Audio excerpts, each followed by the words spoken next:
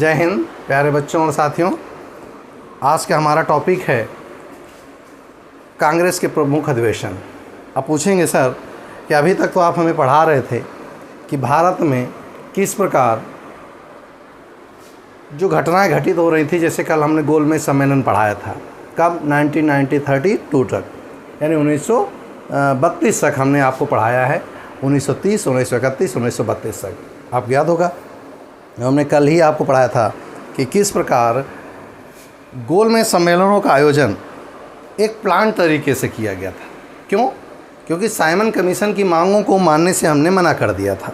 दूसरा, उन्होंने नेहरू रिपोर्ट मानने से मना कर दिया था। तो सबकी अपनी अपनी मान्यताओं के आधार पर इरविन ये चाह रहा था कैसे करके इनसे समझौता हो जाए। और समझौता क्यों हो जाए? ज़बरदस्ती तो थी नहीं। समझौता इसलिए हो जाए ताकि कोई एक व्यक्ति कांग्रेस का वहाँ आए, हम उससे कुछ ऐसी एक्सपेक्टेशन उससे कर लें या कुछ ऐसा उससे करवा लें जिससे भारत में काफ़ी दिन तक हम रुके रहें। और क्यों रुके रहें? क्योंकि आपने देखा जलियांवाला बाग, चौरी चौरा कांड, सूरत अधिवेशन, बीच में ढेर सारी घटनाएं जो यहाँ पर उन्माद के रूप में काम कर रही थी, जो ब्रिटिशर्स को भगाने का काम कर रही थी। हुआ ये कि जब ये चीज़ें हो रही थी उसी दौरान ये सारी चीज़ों के पीछे जो बिहाइंड द कर्टेन था वो कांग्रेस था। जब भी कोई कांग्रेस का, ध्यान से सुनिएगा, जब जब भी सूर्य पृथ्वी सामने आते हैं, ध्यान सुनिएगा, सूर्य पृथ्वी चंद्रमा सब सामने आते हैं एक ही सिद्ध में, उच्च ज्वार बनता है। पक्का है ना? तो जब जब भारत में कांग्रेस के अधिवेशन होते हैं उसके तुरंत बाद कुछ ना कुछ होता है। क्यों? कांग्रेस के अधिवेशनों में ही निर्णय लिए जाते थे कि कौन सा काम कब करना, चाहे वो HR हो, चाहे HSRA हो, चाहे INS हो, चाहे सुभाष चंद्र बोस का कोई भी संगठन हो, जितने थे, चाहे नौजवान सभा हो, ये सबका सबके पे आपने देखा होगा जब भी कोई कांग्रेस का अधिवेशन था उसके बाद एक गतिविधि होती थी। तो हमें ये लगा कि आगे बढ़ने के पहले हम आपको वहाँ तक लेकर आ जाएं, जैसे आज हम लेकर आएंगे 1917 तक, आगे के नेक्स्ट आएंगे।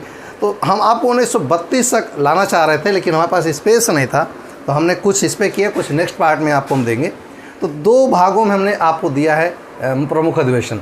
तो हमारा उद्देश्य था कि हम 32 तक कांग्रेस के अधिवेशन आपको बताएं और उसी दौरान घटनाएं जोड़ लें, तो हमें ये पता चल जाएगा कांग्रेस के अधिवेशनों के बाद क्या हुआ, कांग्रेस के अधिवेशन से पहले क्या हुआ। तो इससे ये कन्फर्म हो गया था कि भारत में जो कांग्रेस थी वो प्रतिनिधित्व कर रही पूरे भारत में। लेकिन आज की कांग्रेस नहीं है, क्योंकि इस कांग्रेस को आप गौर से देखिएगा, कांग्रेस के आगे ब्रैकेट में ई लिखा जाता है। ये ई नहीं है, ये वे लोग हैं जो कांग्रेस छोड़कर नई कांग्रेस बना लिए थे। इसका नाम है कांग्रेस इंदिरा वाली कांग्रेस। उसमें ई का मतलब इंदिरा होता है, यानी ये कांग्रेस इंदिरा वाली है, वो कांग्रेस नहीं जिसने देश की आज़ादी की लड़ाई लड़ी थी। इसलिए जो उनके प्रवक्ता बड़ी बड़ी बातें करा करते हैं उसका कोई औचित्य नहीं है। ठीक, तो यहाँ पर जिस कांग्रेस की बात कर रहे हैं वास्तव में देश प्रेम से भरी, अटूट देश प्रेम, और हर अधिवेशन में एक नया सगुफा लाते थे और उस सगुफा से ब्रिटिशर्स बहुत परेशान रहते थे। तो आज मैं वही टॉपिक लेकर आया हूँ, कांग्रेस के विभिन्न सारे अधिवेशन जिनके बारे में हमें आप तक डेली पहुँचाना है। और कैसे पहुँचाना है वो आप ध्यान रखेंगे। अगर आप पिछले टॉपिक्स पढ़ रखे हैं तो आप कोरिलेट कर लेंगे, अगर पिछले टॉपिक नहीं पढ़े तो कोरिलेट नहीं कर पाएंगे। चलिए, मैं आज आपको 1906 से लेकर शुरू करता हूँ, उससे पहले ही घटना नहीं बात करता हूँ। 1906 से लेकर 1932 तक घटनाओं का एक प्रक्रम देखता हूँ और उसके बाद आपको दिखाता हूँ कि कैसे घटनाओं में कांग्रेस का अधिवेशनों का प्रभाव क्या रहा। 1905 में बंगाल का विभाजन होता है। 1906 में मुस्लिम लीग की स्थापना होती है। 1907 में सूरत अधिवेशन होता है। 1908 में मार्ले मिंटो सुधार की अनुशंसा आती है। 1909 में मार्ले मिंटो सुधार अधिनियम आता है। 1910 में इस अधिनियम के आधार पर दिल्ली को बांटने का राजनीति बनती है और 11 में जास पंचम भारत आते हैं और वहाँ पर 1911 में ही दिल्ली दरबार होता है और वहाँ पर 2 निर्णय लिए जाते हैं। पहला निर्णय क्या था कि भारत की राजधानी अब क्या होगी, दिल्ली होगी। कहाँ से? कोलकाता से दिल्ली। और दूसरा निर्णय लिया गया कि जो 1905 का बंगाल विभाजन है उसे तुरंत प्रभाव से निरस्त किया जाता है। आपको अच्छे से पता होगा। इसके बाद 1916 में कांग्रेस के नरम और गरम दल एक होते हैं और उस अधिवेशन में एनी बेसेंट और तिलक के प्रयास से मुस्लिम लीग भी उसमें शामिल होती। और मुस्लिम लीग के शामिल होने के पीछे बैकग्राउंड क्या था आपको अच्छे से पता है। ठीक, उसके बाद 1919 में जलियांवाला बाग हत्याकांड, 1917 में रोलेट एक्ट का आना, रोलेट एक्ट 1918 में भारत में पदार्पण करना, 1919 में उसकी मांगे रखना, मॉन्टेग्यू चेम्सफोर्ड की योजनाओं को भारत में क्रियान्वित करना, 1920 में असहयोग आंदोलन का भारत में आना, 1922 में 1984 में जलियांवाला बाग हत्याकांड, 1919 में और एक घटना है, ठीक। इसके बाद 13 अप्रैल 1919, इसके बाद 1920 में असहयोग आंदोलन आता है, उसके बाद 1922 में चौरी चौरा की घटना होती है, 1924 में निर्णय लिया जाता है कि भारत में विभिन्न सारी जो नासिक षड्यंत्र, पेशावर षड्यंत्र, लाहौर षड्यंत्र, इनका क्रियान्वित रूप दिया जाएगा। 1927 आते आते भारत में एक नया माहौल क्रिएट हो जाता है और साइमन कमीशन 1919 के मॉन्टेग्यू चेम्सफोर्ड की योजनाओं को समीक्षा करने के लिए 1929 में आना चाहिए, लेकिन 2 वर्ष पहले भारत आ जाता है। क्यों आ जाता है आपको अच्छे से पता है, क्योंकि वो चुनाव होने थे कहाँ, ब्रिटेन में। ध्यान सुनिएगा, 1927 में आता है, 19 योजना बनती है ब्रिटेन में, 28 में भारत आता है, 29 में योजना बनाता है, लेकिन पहले ही नेहरू मांगे रख दी जाती, कंट्राडिक्शन होता, बिर्किनहैंड अपनी चुनौती रखता है और इस प्रकार भारत में 1930 में ज़बरदस्ती करके साइमन कमीशन रिपोर्ट लागू कर दिया जाता है। और इधर 1929 में भारत में एक गतिरोध उत्पन्न होता है। आज हम आपको पढ़ाएंगे नेक्स्ट वीडियो में कि लाहौर अधिवेशन में क्या होता है। समझ में आ गया? 1930 में लागू होता है और वहाँ पर गांधी इरविन का समझौता होता है। कब? सितंबर 1931 में। और दोनों के बीच समझौते में कहा जाता है कि गांधी जी दूसरे गोलमेज सम्मेलन में हिस्सा लेने जाएंगे। तो यहाँ तक आप, और तीसरा गोलमेज सम्मेलन में कोई शामिल नहीं होता, इवन दैट लेबर पार्टी भी शामिल नहीं होती। इतनी कहानी 1905 से लेकर 1932 तक मैंने आपको सुनाई। ऐसे ही आपको याद रखनी, हर एक कहानी को जबानी आप जब तक नहीं तैयार करेंगे, फैक्ट रखने से कुछ नहीं होगा। तो आज हम शुरू करेंगे इनके पीछे जो घटनाक्रम थे, यानी हर घटना जो हुई, चाहे वो कोई घटना, उसके पीछे कांग्रेस ही थी। और कैसे थी, आज शुरू करते हैं। चलिए, मुझे उम्मीद है अब टॉपिक जोड़ना आसान हो जाएगा ना। कमेंट्स आपको जल्दी लिखिए, जोड़ पाएंगे टॉपिक? हाँ, इसकी स्टार्ट ले लीजिए, फिर शुरू करें। सबसे पहले कांग्रेस की स्थापना, पहले वाले को पढ़ाने कोई मतलब नहीं, सबको पता होता है। कांग्रेस की स्थापना हुई थी 28 दिसंबर 1885 को। कहाँ? गोकुलदास तेजपाल संस्कृत विद्यालय। कहाँ? महाराष्ट्र या मुंबई में। तो पहला होता है बॉम्बे में 28 दिसंबर 1885 को, इसीलिए 28 दिसंबर को कांग्रेस अपना स्थापना दिवस मनाती है। खूब अच्छे से आप जानते हैं। दूसरा, इसके इस स्थापना करने वाले जो थे वो थे ए.ओ. ह्यूम। ठीक, आप अच्छे से जानते हैं, ए.ओ. ह्यूम ये इसके स्थापना करने वाले थे, लेकिन इसके अध्यक्ष नहीं थे। पिछले वीडियो में पढ़ाते समय हम गलती से बोल गए थे, ध्यान रखिएगा। इसके प्राथमिक अध्यक्ष बनाए जाते हैं W.C. बनर्जी। और यह कहाँ पर होता है? गोकुलदास तेजपाल संस्कृत विद्यालय, मुंबई में, है ना। और इसका जो प्रारंभिक नाम था, वास्तव में इसका प्रारंभिक नाम था भारतीय राष्ट्रीय संघ। क्या नाम था? भारतीय राष्ट्रीय संघ, जिसे दादा भाई नौरोजी के आग्रह पर भारतीय राष्ट्रीय कांग्रेस, इंडियन नेशनल कांग्रेस नाम दिया गया था। ये पेपर में बहुत बार पूछा जा चुका है, ठीक, कि कांग्रेस का प्राथमिक नाम क्या था? तो भारतीय राष्ट्रीय संघ, जिसे भारतीय राष्ट्रीय कांग्रेस दादा भाई नौरोजी के कहने पर किया गया। और मैं आपको एक चीज़ बता दूं, तत्कालीन समय में दादा भाई नौरोजी एकमात्र व्यक्ति थे जो ब्रिटिश के हाउस ऑफ कॉमन के सदस्य थे, यानी यूँ कहें कि वहाँ के सांसद के रूप में थे। और मैं आपको बता दूँ, इनसे ज़्यादा पढ़ा भारत दिखा में कोई नहीं, इनसे ज़्यादा जानकारी भारत में किसी को नहीं थी। जितना बौद्धिक व्यक्ति थे, चाहे un British rule in India हो, चाहे पॉवर्टी ऑफ इंडिया हो, सारा कुछ इस बंदे का किया हुआ। और सलूट दादा भाई नौरोजी को, इन्होंने हमारे दोहन का सिद्धांत बताया था हमसे कि किस प्रकार ये भारत का दोहन कर रहे हैं और आप बर्बाद हो रहे हैं, आपको पता भी नहीं है। ठीक, इस प्रकार INC की स्थापना होती है। कब? 28 दिसंबर 1885 को। किसके आग्रह पर? दादा भाई नौरोजी के कहने पर। इसमें कुल प्रतिनिधियों की संख्या 72 थी, पेपर में खूब आ चुका। इसमें कुल प्रतिनिधियों की संख्या 72 थी और इसमें से 38 प्रतिनिधि थे बॉम्बे से, 21 से मद्रास से, 30 से यूपी से, प्लस 7 इसमें और हैं अवध वाले प्रांत से, और पंजाब से कुल मिला के 7 सदस्य थे। टोटल 72 सदस्यों ने हिस्सा लिया था। क्वेश्चन क्यों हमने इसे किया कि आपसे क्वेश्चन पूछा गया था पेपर में कि कांग्रेस के प्रथम अधिवेशन में किस रियासत से सर्वाधिक सदस्य शामिल हुए थे। रियासत ने यूँ कहा कि वो ब्रिटिश इंडिया से, हमने आपको बताया था पिछले वीडियो में, ब्रिटिश भारत का मतलब था वो 11 प्रांत जिन पर डायरेक्ट शासन करते थे ब्रिटिशर्स। बाकी देसी रियासत 600 के आसपास थी जिन पर द्वैध शासन के रूप में काम करते थे। समझ में आया ना। और यही कहा गया था कि प्रांतों का द्वैध शासन हटाओ, क्योंकि 1919 में प्रांतों में द्वैध शासन था। और उसको हटाकर 1935 में किया गया केंद्र में द्वैध शासन, क्योंकि रियासतें बढ़ रही थीं। इस प्रकार पूछा गया था सर्वाधिक प्रतिनिधि कहाँ शामिल हुए थे, ध्यान रखिएगा बॉम्बे से। हो सकता है अगली बार क्वेश्चन आपसे पूछे ये हटा ही दे और केवल आपको याद रखे तो अगला होगा मद्रास के सर्वाधिक प्रतिनिधि शामिल हुए थे। ये था पहले, ये बहुत बार पढ़ चुके इसलिए बहुत ज़्यादा इस पर डिबेट करने की जरूरत नहीं, हर किसी को इसके बारे में सामान्य जानकारी होती है। तो ये था कांग्रेस का पहला अधिवेशन। और कांग्रेस के अगर आप ईमानदारी से पढ़ रहे हैं तो कमेंट बॉक्स में लिखिएगा कांग्रेस की स्थापना के पीछे रीज़न क्या था, कांग्रेस की स्थापना के पीछे रीज़न क्या था। कोई एक लोग लिखिएगा, बहुत सारे लोग लिख दीजिएगा नीचे, क्या कारण था कांग्रेस की स्थापना करनी पड़ी भारत में। क्या कांग्रेस की स्थापना करी गई या कांग्रेस की स्थापना प्रायोजित थी? डलहौजी की ट्रेन भारत में आई थी या डलहौजी की ट्रेन बाहर लाई गई थी?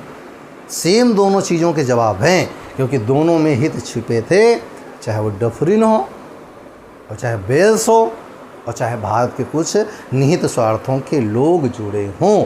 तो ये आप कमेंट्स बॉक्स में जवाब देंगे, मुझे उम्मीद है। जिस तरह आप मेहनत कर रहे हैं और वो 5 साल संविदा वाले के चक्कर ना पड़िएगा, मेहनत करिएगा, ठीक। चलिए आगे आते हैं। दूसरा अधिवेशन होता है 28 दिसंबर 1886 को कलकत्ता में, और इसके अध्यक्ष होते हैं दादा भाई नौरोजी। चलिए शुरू करते हैं। दूसरा होता है कोलकाता में, पहला होता है मुंबई में, दूसरा होता है कोलकाता में। कहेंगे ये क्यों? क्योंकि भैया इस समय यही सबसे बड़े प्रांत हैं। तो सब पहला होता है, दूसरा होता है 28 दिसंबर 1886, पहला होता है 1885 को, दूसरा होता है 1886 को। अध्यक्ष होंगे दादा भाई नौरोजी। अभी मैंने कहानी सुनाई, जो सबसे प्रभावशाली होगा वही अगला अध्यक्ष बनता है। तो दादा भाई नौरोजी इसके अध्यक्ष बनाए जाते हैं। डफरिन ने इनके सदस्यों को जो शामिल हुए थे उन सदस्यों को बुलाकर एक चाय पार्टी दी थी, या उद्यान पार्टी, इसी को गार्डन पार्टी कहते हैं। क्यों? डफरिन ने उन लोगों का थैंक्स कहा था कि चलो तुम लोग भारतीय हो लेकिन काम ब्रिटिशर्स का कर रहे हो, इसलिए तुम सबको गार्डन पार्टी मिलेगी। पेपर में क्वेश्चन आता है गार्डन पार्टी किस अधिवेशन से संबंधित है, तो ध्यान रखिएगा गार्डन पार्टी का संबंध द्वितीय कांग्रेस अधिवेशन से है ना। चलिए, पहला हुआ मुंबई, दूसरा होगा कोलकाता, अगला बड़ा कौन सा था? यहीं पर तो तीनों जगह केवल हाई कोर्ट थे, तो अगला होगा मद्रास। यस, तीसरा होता है मद्रास में कब? 27-28 दिसंबर 1887 को, 85, 86, 87। और इसके अध्यक्ष होते हैं बदरुद्दीन तैयब जी, और ये पहले मुस्लिम हैं जिनको अध्यक्ष बनाया जाता है। किसका? कांग्रेस का। आईएनसी के पहले अध्यक्ष हैं जो मुस्लिम हैं, यानी आप उस समय ये नहीं कह सकते। अब यहाँ पर समझना चाहिए था मुस्लिम लीग को, जो अभी है नहीं। जिन्ना साहब को यहाँ समझना चाहिए था, अगर इनका उद्देश्य, भारतीयों का उद्देश्य अल्पसंख्यक वर्ग का प्रतिनिधित्व करना था, यह एक हिंदुओं की संस्था थी। मैंने आपको पढ़ाया कि कांग्रेस हिंदुओं का संस्था जो मुस्लिमों को समाप्त करना चाह रही। ध्यान सुनिएगा, वही कांग्रेस आज बहुत बड़ी हितैषी है मुस्लिम की। जिस कांग्रेस को मुस्लिम लीग समझ नहीं पाई और उसने मुस्लिम लीग की स्थापना करी कांग्रेस के अपोज करने के लिए, ध्यान।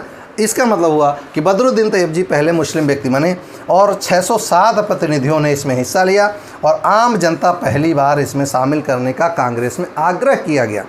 कि क्योंकि अभी तक कहा जाता ना था कि ये अल्पसंख्यक वर्ग का प्रतिनिधित्व करती है, तो तीसरे गोलमेज सम्मेलन में चिल्ला के कहा गया जनता चाहे तो इसमें सदन सदस्य के रूप में आ सकती है, जिसने 21 वर्ष पूरे कर लिए हों वो कांग्रेस का सदस्य बन सकता है। 607 प्रतिनिधि इसीलिए इसमें आकर बैठे थे, और इसी में पहली बार, ध्यान से सुनिएगा, आम जनता को भी प्रतिनिधित्व करने का अवसर दिया गया था। पेपर में खूब आता है कि कांग्रेस ने कब आह्वान किया था, किस अधिवेशन में, कि आम जनता भी कांग्रेस में जुड़ सकती है। क्योंकि डफरिन मजाक बना रहा था कि ये तो भैया अल्पसंख्यक वर्ग का प्रतिनिधित्व करती है, और करजन तो यहाँ तक कहता है कि कांग्रेस अपनी अंतिम सांसें ले रही है और मेरी इच्छा है कि मैं इसकी अंतिम शव यात्रा देखकर वापस जाऊँ ब्रिटेन। यस, अगला चौथा होता है इलाहाबाद में। ध्यान रखिएगा कब? 28 दिसंबर, ये रटने की जरूरत नहीं है, 28 दिसंबर 1888 में जॉर्ज यूले की अध्यक्षता में। और ये पहले ब्रिटिशर्स हैं जिनकी अध्यक्षता में हो रहा है, क्योंकि जॉर्ज यूले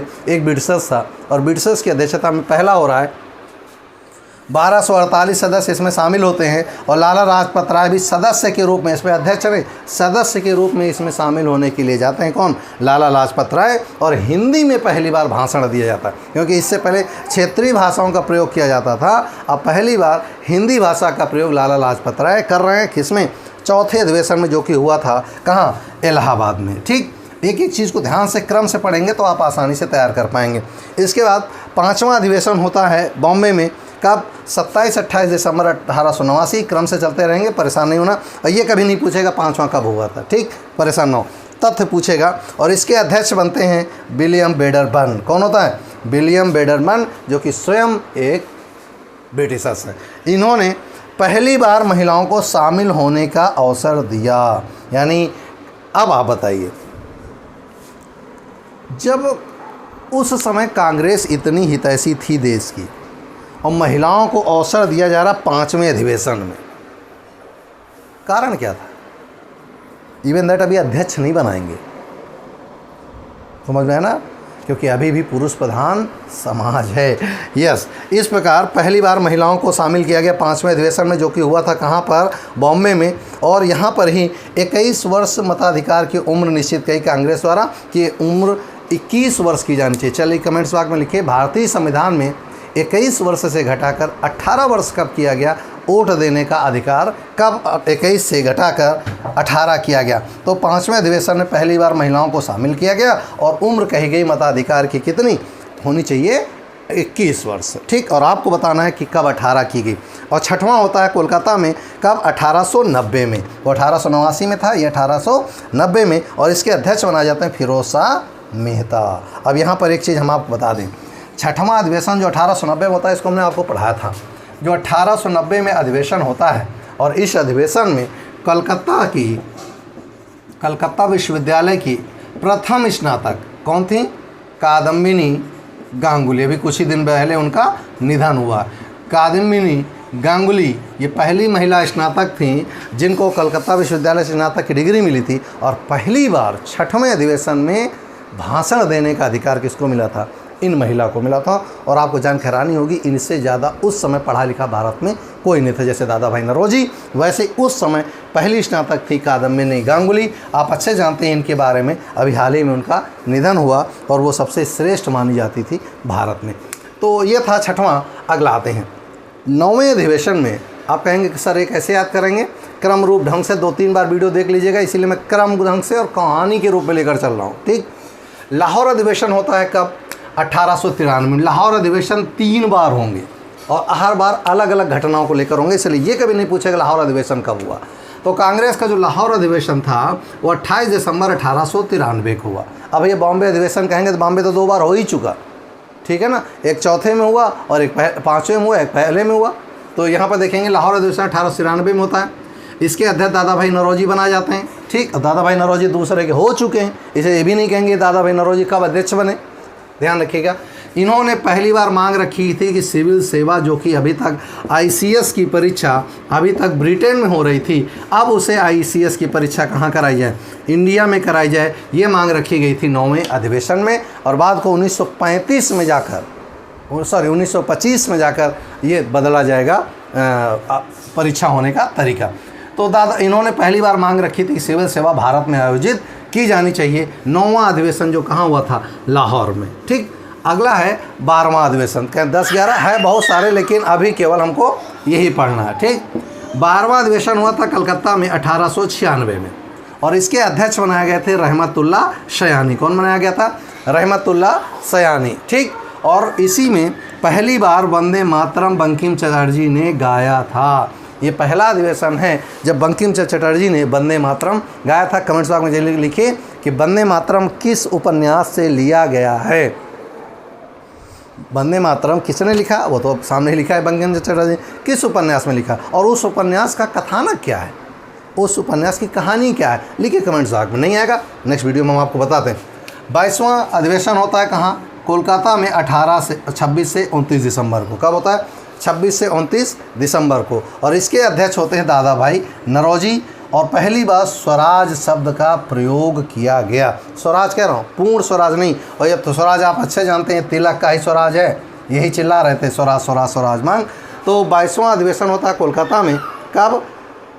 26 से 29 दिसंबर 1897 में। और सॉरी यहाँ लिखना मिस हो गया, 1897 में। और इसी में 1906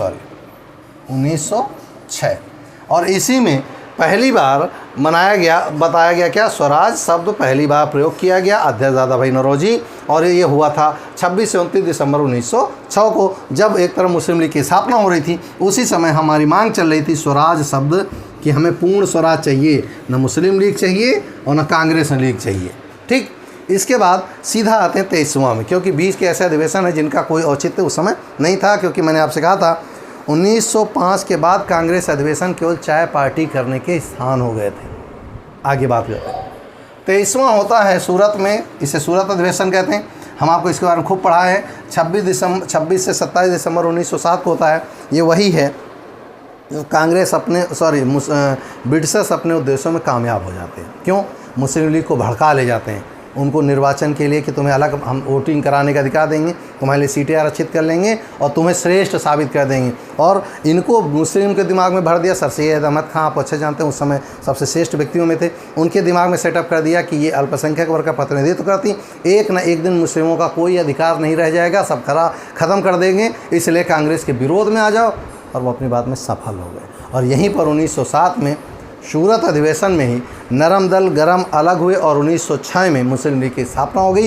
यानी कुल मिलाकर भारत को 3 हानियाँ हुई। पहली, गरम दल अपना पक्ष लेकर अलग हो गया, नरम दल अपना पक्ष लेकर अलग हो गया, मुस्लिम लीग पहले ही अलग हो चुकी थी। तो 1907 में कांग्रेस का विभाजन होता है और इसकी अध्यक्षता कर रहे थे रास बिहारी घोष। कहा जाता है इतना विवाद बचा, थोड़ी ही देर में सदन की सारी कुर्सियाँ टूट गई थी, सारी कुर्सियां तोड़ डाली लोगों ने। लड़ाई इतनी बुरी हो गई नरम दल गरम दल में कि एक दूसरे को मारना शुरू कर दिया, थोड़ी देर में से भाग गए, पूरे सदन ही समाप्त हो गया। और इसकी अध्यक्षता कर रहे थे रास बिहारी घोष। इसके बाद ये अध्यक्षता करने लायक कभी बचेंगे नहीं। ठीक, इसके बाद आता है 26वां, जो कि होता है कोलकाता में। कारण क्या है कोलकाता में क्यों किया जा रहा है? कोलकाता में करने के पीछे सिर्फ सूरत के बाद कोलकाता मजबूरी थी, क्योंकि कोलकाता ही सबसे बड़ा क्रांतिकारी गठन था। तो 26वां होता है कलकत्ता में 26 दिसंबर को, ठीक, 1911 में। और ये वही समय है जब आप अच्छे से पता है जहाज पंचम भारत आ रहे हैं और भारत में दिल्ली दरबार का आयोजन होना है। और इसकी अध्यक्षता करी थी बिशन नारायण दर ने। ध्यान रखिएगा, बिशन नारायण दर। तो इन्हीं को पेपर में पूछा गया था, वीएन दर। तो लोग कह रहे थे ये कौन है? तो वीएन दर वही हैं जो 26वें कलकत्ता अधिवेशन में अध्यक्षता कर रहे थे 1911 में। और पहली बार जन गण मन पहली बार गाया गया था। तो क्वेश्चन आपसे पूछेगा जन गण मन कब गाया गया? तो कलकत्ता अधिवेशन में। ठीक, तो कलकत्ता अधिवेशन में पहली बार जन गण मन का प्रयोग किया गया था। और आपको अच्छे से पता है ये रविन्द्रनाथ टैगोर का है और सम्मान में था किसके? जॉर्ज पंचम के। आपको बड़ा अजीब लगेगा कि जनगण मन की रचना भारत के लिए नहीं की गई थी, बल्कि वास्तव में जनगण मन की रचना ब्रिटिश साम्राज्य के लिए की गई थी। ठीक, बाद को उसको रूप बदल दे के भारत के रूप में स्वीकार किया। एनीवे, वो अलग की बात है। इसके बाद 31वां होता है 26 दिसंबर 1916 को। आप अच्छे जानते हैं 16 से एनी बेसेंट और तिलक के प्रयासों से फिर से करम दल नरम दल को एक में लाने का भरसक प्रयास किया था। क्यों? एनी बेसेंट अपना होम रूल चला रहे थे अड्यार से और तिलक चला रहे थे महाराष्ट्र से। तो तिलक महाराष्ट्र से और इन्होंने जो होम रूल आंदोलन था, जो कि आपको अच्छे से पता है बहुत ही ज़्यादा आयरिश महिला के द्वारा ये प्रेजेंट किया गया प्रयास था, जिसमें भारत में नरम दल गरम दल एक हुए और मुस्लिम लीग भी बीच में आकर बैठ गई। यूँ कहें कि अगर आ रहे थे बीच में हम भी रहेंगे, एक तरफ गरम दल एक तरफ नरम दल, बीच नहीं हमको शामिल कर लो। क्यों? तुर्की में कुटा रहे थे तुम्हारे जो सरदार थे आका, तो ये समझ गए थे कि ब्रिटिशर्स किसी के सगे नहीं। लेकिन 1924 में इनको फिर पता नहीं कहा हो जाता। 1924 में हमेशा के लिए मुस्लिम लीग अलग हो जाएगी। यस, तो इसमें लखनऊ समझौता होता है, इसे ही लखनऊ पैक्ट भी कहा जाता है। तिलक और एनी बेसेंट के प्रयास से इससे गरम दल और नरम दल दोनों ही एक में मिला लिए गए थे। और तिलक ने यहीं पर कहा था स्वराज मेरा जन्मसिद्ध अधिकार है और इसे मैं लेकर रहूँगा। नोट कर लीजिएगा, पेपर में खूब था। किस अधिवेशन में कहा था? लखनऊ अधिवेशन में तिलक ने कहा था स्वराज मेरा जन्मसिद्ध अधिकार है और इसे मैं लेकर रहूँगा। और स्वराज शब्द का प्रयोग नहीं हुआ, स्वराज मेरा जन्मसिद्ध अधिकार और मैं इसे लेकर रहूँगा। और आपको मैं एक चीज़ बता दूँ, लखनऊ अधिवेशन के ठीक अपोज बात कर रहे थे कौन? मदन मोहन मालवीय। वो ये नहीं कह रहे थे कि इन दोनों को आपस में मिलाया जाए, क्योंकि मदन मोहन मालवीय चाह रहे थे कि हिंदुओं ने अभी तक केवल और केवल कांग्रेस ने प्रतिनिधित्व किया है पूरे देश का। इसमें मुस्लिम लीग, गरम दल, नरम दल ये अपने स्वार्थ के लिए एक हो रहे हैं, इसे एक नहीं होना चाहिए। तो ध्यान रखिए, क्वेश्चन पूछा है लखनऊ अधिवेशन का, या अंबिका चरण मजूमदार जिसने अध्यक्षता करी थी लखनऊ अधिवेशन में, उनसे बहस क्यों इससे हो गई थी? तो मदन मोहन मालवीय की, वे नहीं चाह रहे थे कि ये एक में मिले। दूसरा क्वेश्चन पूछेगा कौन एकमात्र ऐसा व्यक्ति था उस समय का जो ये चाह रहा था कि गरम दल नरम दल एक ना हो, या इस अधिवेशन का विरोध कर रहा था? वे थे मदन मोहन मालवीय। और आज का लास्ट है कि कलकत्ता अधिवेशन होता 1917 में, और इसकी अध्यक्ष होती हैं कौन? एनी बेसेंट, जो कि पहली महिला अध्यक्ष हैं। आप अच्छे से पता है, एनी बेसेंट एकमात्र पहली अध्यक्ष हैं। 1917 तक किसी महिला को अध्यक्ष नहीं बनाना पड़ा।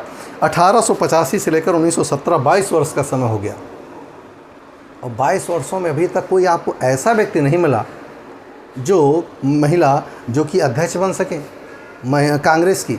इसका मतलब है अभी भी पुरुष प्रधान समाज ही हावी था। हाँ, उस समय तत्कालीन समय में ऐसा रहा होगा जिसकी वजह से इनको अध्यक्ष के रूप में, या यूँ कहें कोई उतना प्रभावशाली व्यक्ति उभर कर नहीं आ रहा होगा महिला जिसे हम अध्यक्ष के रूप में नियुक्त कर सकें। तो बात थी 1917 तक की।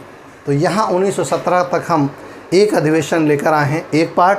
इसी का पार्ट 2 मिलेगा नेक्स्ट वीडियो में, नेक्स्ट दिन। तो आज हमारे पास कांग्रेस के अधिवेशन जो महत्वपूर्ण टॉपिक था वो ये था। अगले टॉपिक में और बहुत सारे बिंदुओं को समाये करें, 2 वीडियो में आपके सारे कांग्रेस के अधिवेशन हो जाएंगे।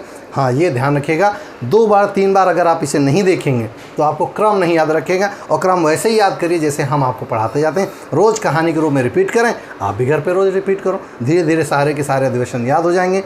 और फिर मैं आपसे कह रहा हूँ, बार बार वीडियो में चिल्ला रहा हूँ, ये 5 साल संविदा पर करेंगे, क्या करेंगे, दिमाग को ज़्यादा कचड़ा भरने की आवश्यकता नहीं है। तुम्हारा उद्देश्य सिर्फ और सिर्फ अच्छे टॉपिक तैयार करना, अपनी तैयारी परफेक्ट कर लेना। आपका जवाब होगा तैयारी करेंगे क्या जब नौकरी नहीं मिलनी? ये सब बकवास की बातें।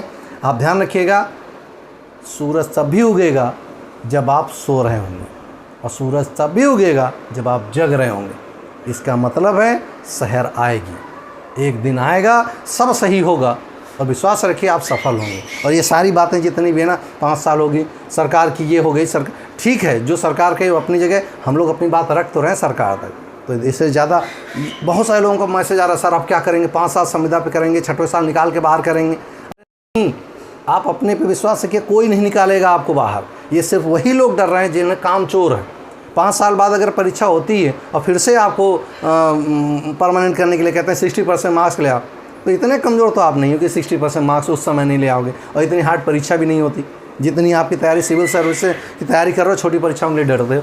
इसे कामचोरी और नकारात्मक ऊर्जा से दूर रहिए, अपने आप को सकारात्मक ऊर्जा से अभी तक भरे रहिए, और कुछ ही दिन में आपको एक बढ़िया सूचना मिलेगी कि जो भी सरकार ने विड्रा कर लिया ये उचित नहीं था, या जो भी था आने वाले समय में आपको। लेकिन आप अपने डिरेल मत होइए छोटी छोटी घटनाओं को लेकर। आप क्या करी, 5 साल हो गया, 5 साल में हम तो बर्बाद हो जाएंगे, ये हो जाएंगे, कोई सब बकवास की बात है। नकारात्मक चीज़ों से दूर रहिए, आप अपना काम करिए, क्योंकि हवा अपना काम कर रही है, सूर्य अपना काम कर रहा है, मैं अपना काम कर रहा हूँ।